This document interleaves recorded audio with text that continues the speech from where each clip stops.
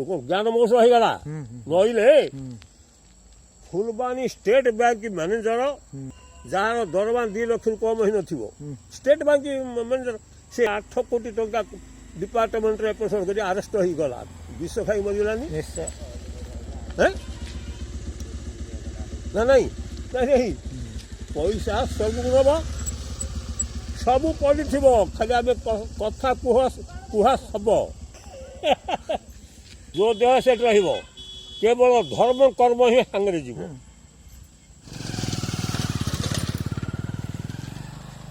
से कहला मद दोकान रे भिड़ मंदिर जे फांका पछरे चाले मनुष्य आगर जे टंका जदि जन को 50,000 कि लक्षे टंका देदेव बोप को हाण रात्र हाणदेव निसंदेह पैसा कौन कर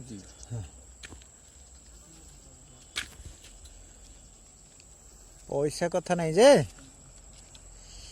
एडाक सब कम होती ना आत्मार सृष्टि नहीं कि विनाश नहीं आत्मार सृष्टि नहीं कि विनाश नहीं जी सब पशु जाक जंगल थे जन्म होता 76 साल मुझे जन को कही मजे पचारा से मैंने करेंगे कौन मैंने मुझे बसबी लिखुथी ना पढ़ुथी जड़े एमती आसला 10 हाथ गला आज्ञा मुझे तुम गोटे पचारि मो पिलांटिया लोक हाँ मत कौन ना मोर तो हृदय कहूँ पचार मजा ना कौन ये जीव जीवार निकटे नहीं संचय अन्य घटे 5 टना गोटे गोटे जदि गोटे 5 कोटी लोक थे 10 कोटी केमती हेले से समय कुकुर ठीक एडाक मनुष्य की जन्म होता ये कुकुर मोराक कर बाघ भालू प्रकृति कुआड़ जीव हरी मनुष्य अवयव तू जी बाघटा मनुष्य जन्म हो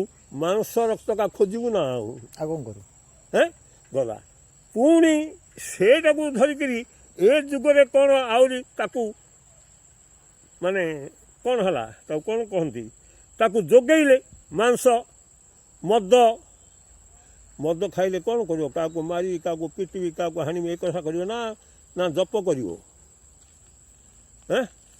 कुलार मंदिर किए कर जो कुलार जगन्नाथ मंदिरटा किए कर जानचु हाँ दीप अंधार खाइले कदल हगे तेणु जो जिनस खाइब से जिनसर प्रभाव ही देह भितर आविर्भूत हम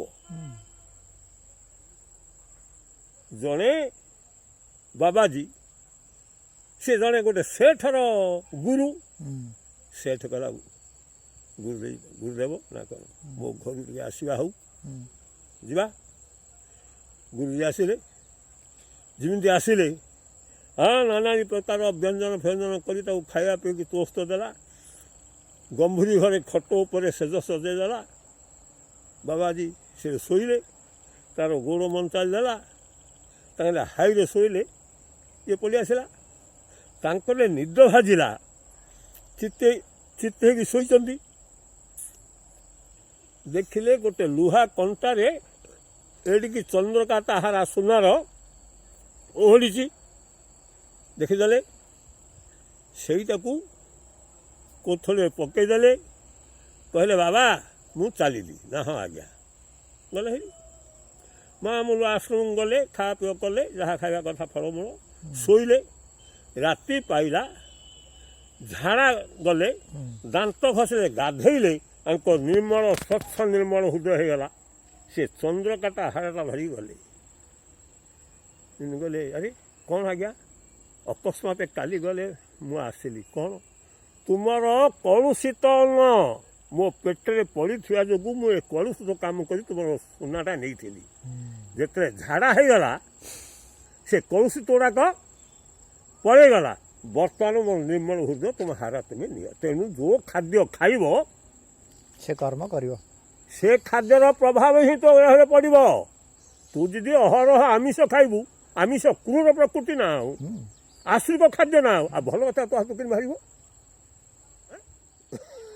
ଗଲା ମଦ ପ୍ରକୃତରେ ତା ନାଁ ହେଉଛି ମାଦକ ମା ଏ ମା ଲୋ ଲୋକେ କ'ଣ କହିଦେବେ ଏ ମା ଲୋ ମୋତେ ଲୋକେ ଘୃଣା କରିବେ ଏ ଦକ ଯାର ନାହିଁ ସେଟାକ ସେ ଖାଇବ କିନ୍ତୁ କଳି ଯୁଗରେ ଏଟାକ ଖାଇଲେ ଆମେ ରାଶି ତେଲ ଲଗାଉନେ ଭଲ କ୍ଷୀର ଖାଉନେ ଗାଈ ଘିଅ ହୃଦୟରେ ପଡ଼ିଲା ନାହିଁ କ'ଣ ବୁଝୁନ ନା ସାତ୍ଵିକ କଦଳୀ କାକୁଡ଼ି ମୁଗ ଦହି ଏଇଟାକ ପଡ଼ିଲା ନାହିଁ ଆମର କଳି ଯୁଗରେ ମନା ସେଟାକ ଖାଇଲା କି ବୋଇଲେ ବ୍ରେନ୍ ଖରାପ ହେଇଯିବ କାହାକୁ ହାଣିବି କାହାକୁ ମାରିବି କାହାକୁ ଲୋକଙ୍କର ସ୍ୱାର୍ଥ ପାଇଁରେ ଲୋକଙ୍କର ସ୍ୱାର୍ଥ ମନର ରୁଚି ପାଇଁରେ ଦେବତାମାନଙ୍କୁ ମଧ୍ୟ ଏଟାକ ଏଙ୍ଗେଜ କରିଦେଲେ ନାଇଁ ତ କ'ଣ ନାହିଁ ତ କୋଉ ଦେବକୁ ମଦ ମୁଁ କହିବି ମଦ ଠାକୁରାଣୀଙ୍କୁ ଏଙ୍ଗେଜ କରିଦେଲେ ମାଆଙ୍କୁ ସମର୍ପଣ ହବ ସେଇଟା କେମିତି ମଦ ହଉଥିଲା ତମ୍ବା ପାତ୍ରରେ ପଇଡ଼ ପାଣି ନାଇଁ ନାଇଁ ନାଇଁ ନାଇଁ ନାଇଁ ସେ କଥା ଛାଡ଼େ ମଦ କା ହଉଥିଲା ପିତ୍ୱା ପିତ୍ୱା ପୁନର ପିତ୍ୱା ଯାବତ୍ ପତିତ ଭୂତଳେ ଉତ୍ଥାୟିତ ପୁନର ପିତ୍ୱା ପୁନଃ ଜନ୍ମ ଲଭ୍ୟତେ ଏଇଟା କଣ ଲୋକ କଥା ନା ଆଉ ନାଇଁ ନାଇଁ ଲୋକ ନାହିଁ ଆଉ ଏଇଟା କୋଉ ଶାସ୍ତ୍ର ତାନ୍ତ୍ରିକ ଶୁଣୁ ହଁ। ତାନ୍ତ୍ରିକ ବୋଲି କ'ଣ ଜାଣିଛୁ ନା ଜଣେ ଆସି ପଚାରିବ ଯେ ଆଜ୍ଞା ଆମକୁ ନାଇଁ ନାଇଁ ତୁ ଜାଣିନୁ ସମୁକୁ ସମୁ କହିଗଲାଣି ଏଇଟା ହେଉଛି ତାନ୍ତ୍ରିକ ତେଣୁ କେବଳ କାଳି ବ୍ୟତୀତ ବୋଇଲେ କାଳି ବୋଲି ମଧ୍ୟ ଦୁର୍ଗାକୁ କାଳିରେ ଘିନିଗଲେ ଠାକୁରାଣୀ କାଳିରେ ଘିନିଗଲେ କାଳି ବ୍ୟତୀତ ଏଇ ଜିନିଷ ଗୁଡ଼ାକ ଅନ୍ୟ ଦେବତାକୁ ସମର୍ପଣ ହୁଏ ନାହିଁ ଏଗଲା ମଦ ହେଠି ନିଜେ ଅର୍ଜିଲା କର୍ମମାନ ଆଗକୁ ହୁଅ ସାବଧାନ କୃଷ୍ଣ ସିଂହ ମହାଭାରତ ଧରାକୋଟ ରାଜା ଲେଖିଛନ୍ତି କୃଷ୍ଣ ସିଂହ କ'ଣ ଲେଖିଛନ୍ତି ଜାଣି ଜାଣି ଦୁଃଖ ପାଆନ୍ତି ମୂରୁଖ ବୋଲନ୍ତି ଦୁଃଖ ଦେଲା ଦଇବ ମୂରୁଖ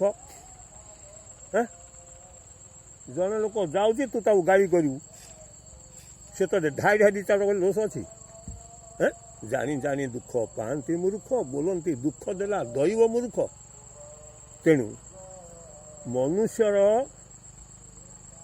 ଆହାର ବ୍ୟବହାର ଚରିତ୍ର ଉପରେ ହିଁ ଏ ଶରୀର ଗଠନ କେଉଁ ମନ୍ଦିରକୁ ଯିବୁ ରେ ତୋର ଏ ଦେହଟା ହେଲା ମନ୍ଦିର ଏ ହୃଦୟ ମନ୍ଦିର ଭିତରେ ସିଂହାସନରେ ଲକ୍ଷ୍ମୀ ନାରାୟଣ ଅହରହ ବିରାଜମାନ ତାଙ୍କୁ ତୃପ୍ତ କରେ ତାଙ୍କୁ ପୂଜାରେ ବି ଲେଖା ହେଇଛି ଅହଙ୍କାର ବିନିଶତି ଗର୍ବଂ ବିନିଶତି ପାପଂ ବିନିଶତି ବୋଲି ତାକୁ ପୂଜକ ଜଣାଉଛି ଏଥିରୁ ମୁଁ ବର୍ତ୍ତମାନ ମୁକ୍ତ ହେଇଯାଇଛି ମୁଁ ଆପଣଙ୍କୁ ପୂଜା କରିବି ଆପଣ ସାଦରେ ଗ୍ରହଣ କରିବେ ଏମିତି ନା ଏଇଟା ଠିକ୍ କଥା କ'ଣ ନା ଆର ଉଦାହରଣ ହେଲା ଉଦ୍ଧବ କୃଷ୍ଣଙ୍କ ପାଖରେ ରହେ ରହିକିରି ତାଙ୍କ ସାଙ୍ଗରେ ଶୋଏ ତାଙ୍କର ଗୋଡ଼ ମଞ୍ଚାଳି ଦିଏ ତାଙ୍କେ ଯେଉଁ ଖାଆନ୍ତି ସେ ଅଇଁଠା ଗୁଡ଼ାକ ମଧ୍ୟ ଖାଏ ଦିନେ କୃଷ୍ଣ ଡାକିଲେ ବୋଇଲେ ଉଦ୍ଧବ ନା କ'ଣ ମୁଁ ଚାଲିବି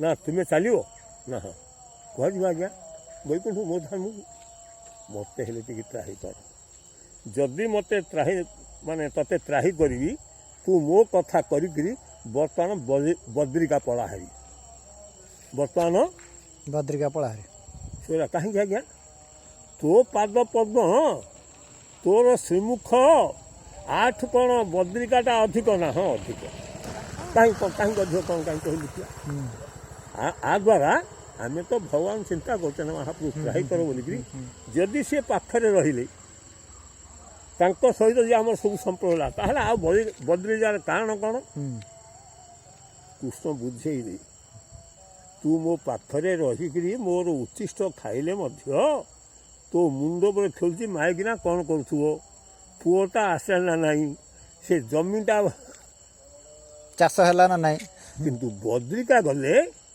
ଏଇ ଜିନିଷ ଗୁଡ଼ାକ ଆଉ ଉତ୍ପନ୍ନ ହେବ ନାହିଁ ଖାଲି ଯେତେବେଳେ ରାମଚନ୍ଦ୍ର ଫେରିଲେ